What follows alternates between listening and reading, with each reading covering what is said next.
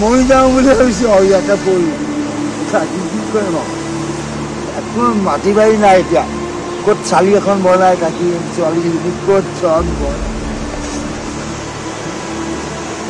বিয়াত দুখ লাগিছে আজি থাকিব খোৱা দিনা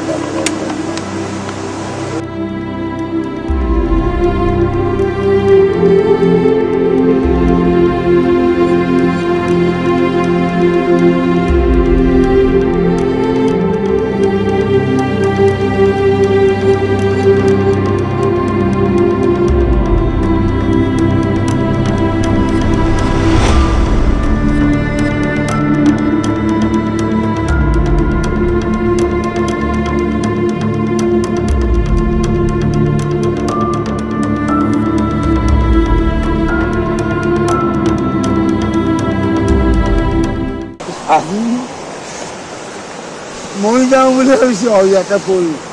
থাকি কি কৰিম আৰু একো মাটি বাৰী নাই এতিয়া ক'ত চালি এখন বনাই থাকি ছোৱালীজনী ক'ত চন বয়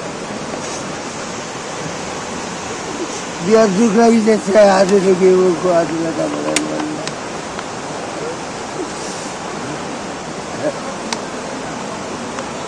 অকল ঠিকাদাৰ আমাৰ হেৰি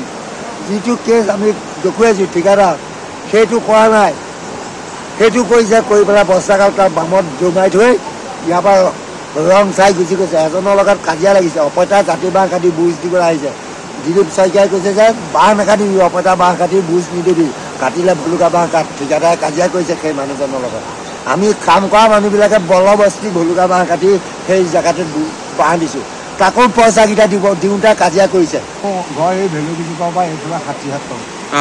এয়াই য'ত বেছিকৈ পানীটো পৰি আছে গছ গছনি তাতে আছে একো বস্তু উলিয়াব একো নাপালোঁ হৰি মই এইটো পানীত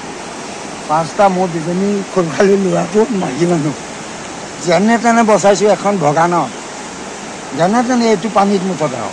এডাল লগীয়া সাধাৰণ এডাল লগীয়া বচাইছোঁ ঘৰৰ বস্তুটো একো উলিয়াব নোৱাৰোঁ পালোঁ চাইকেল 3খন গৈছে কিবা সা সম্পত্তি একো নাপালোঁ মুঠতে মানুহকেইটা মুঠতে তাহানি বাঢ়ি নাৱত উঠাইছোঁ আৰু এতিয়া পিন্ধিবলৈ একো কাপোৰ নাই আমাৰ ল'ৰাটোৰ ভাগত 3খন চাইকেলেই গৈছে এতিয়া ল'ৰাটোক পিন্ধাই পঠিয়াই কলজলা পিন্ধাই পঠিয়াবলৈ একো নাই কাপোৰ কানি নাই এতিয়া ইয়াত টুংটো লয় মানুহ বিচাৰি গৈছে বস্তা দিম বুলি আন্ধা মুন্ধা হৈ গ'ল ৰাস্তাত মানুহ কোনো নাই বৰষুণ দবাবিধা তাৰপৰা আহি পাইছোঁ আৰু বহিয়ে গ'লেই লগে লগে মই এখন ৫০,০০০ টকা নাও তলেদি সোমাই গুচি গ'ল দুটা ঘৰ লগে লগেই তলেদি সোমাই গুচি গৈছে এখন স্কুল আৰু এটা মোৰ গৰু ঘৰ আছিলে গোহালি ঘৰ বনাইছিলোঁ আলিত সেইটো গৈছে ধান ভঁৰাল আছিলে নেকি ধান ভঁৰাল আছিলে ইয়াত ধান আছিলে চিমেণ্ট ৰড আৰু বালি আছিলে শিল আছিলে 2 গাড়ী চৰকাৰী ঘৰ এটা পাইছোঁ মাজুলীৰ বান পৰিস্থিতি ক্ৰমান্বয়ে জটিলতাৰ হোৱাৰ লগে লগে আমি আজি কেইবাদিন ধৰি দিনে ৰাতি আমি মাথাউৰিসমূহ আমি পৰিভ্ৰমণ কৰিছোঁ আৰু যোৱাকালি ৰাতি আকস্মিকভাৱে এই যোগিনীধাৰী এই মাথাউৰিটো দ্বিখণ্ডিত হৈ প্ৰায় 4টাকৈ পৰিয়াল সবস্বই তেওঁলোকে হেৰুৱাবলগীয়া হ'ল এক মৰ্মান্তিক পৰিৱেশ আৰু এই কেইদিন আমি মাথাউৰিসমূহ পৰিভ্ৰমণ কৰি আমি এটা কথাই আমি অনুভৱ কৰিছোঁ যে জলসম্পদ বিভাগৰ নামৰ যিটো বিভাগ এই বিভাগটোৰ চূড়ান্ত গাফিলতিৰ কাৰণে মাজুলীৰ আজি মাথাউৰিৰ কাষত বাস কৰা সমগ্ৰ মাজুলীবাসী ৰাইজ আজি আতংকিত হৈ আছে যে কোনো এটা মাথাউৰি কোনো এটা স্থানত আজি তাৰিখত মাথাউৰিটো শক্তিশালী হৈ থকা নাই যে বাৰিষাৰ পূৰ্বে মাথাউৰিসমূহ মেৰামতি কৰিব লাগিছিল কিন্তু কোনো ধৰণৰ মেৰামতি নকৰাৰ কাৰণে মাজুলীৰ যিমান দৈৰ্ঘ্য মাথাউৰি আছে প্ৰায় অংশতে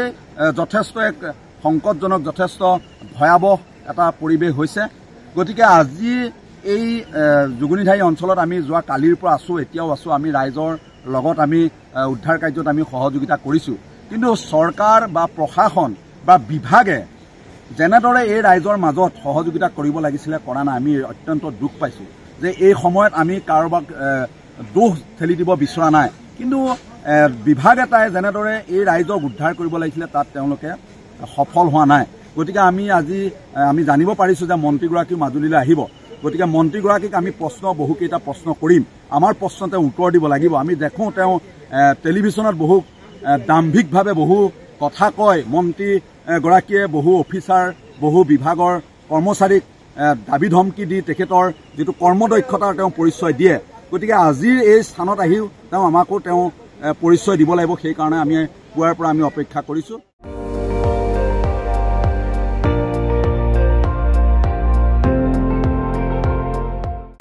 আপুনি চাই আছে ND24